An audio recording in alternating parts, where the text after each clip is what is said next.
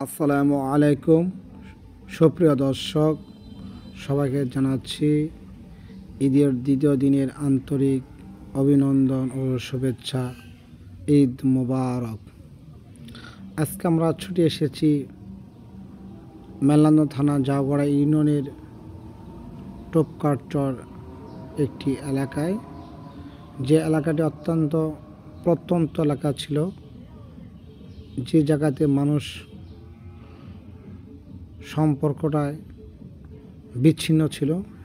এবং দেখতে পাচ্ছেন বিশাল একটি জায়গা থেকে একটা নিরবচ্ছিন্ন একটা দ্বীপের মতো একটি জায়গা। তো সেখানে মানুষ খুব যাতায়াত খুব কম করত।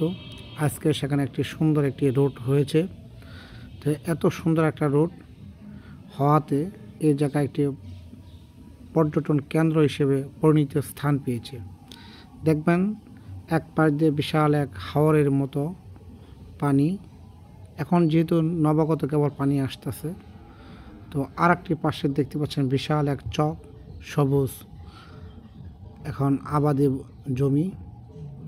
তো এর মাঝখান দিয়ে একটি সুন্দর একটি রেখা, এত সুন্দর স্বচ্ছ একটি ভালো রাস্তা তৈরি হয়েছে, যেখানে প্রতিদিন মানুষ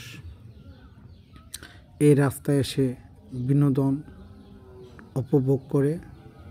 তো এই জায়গায় একটি এমন একটি জায়গা যেখানে দাঁড়ালে সমুদ্র সৈকতের মতো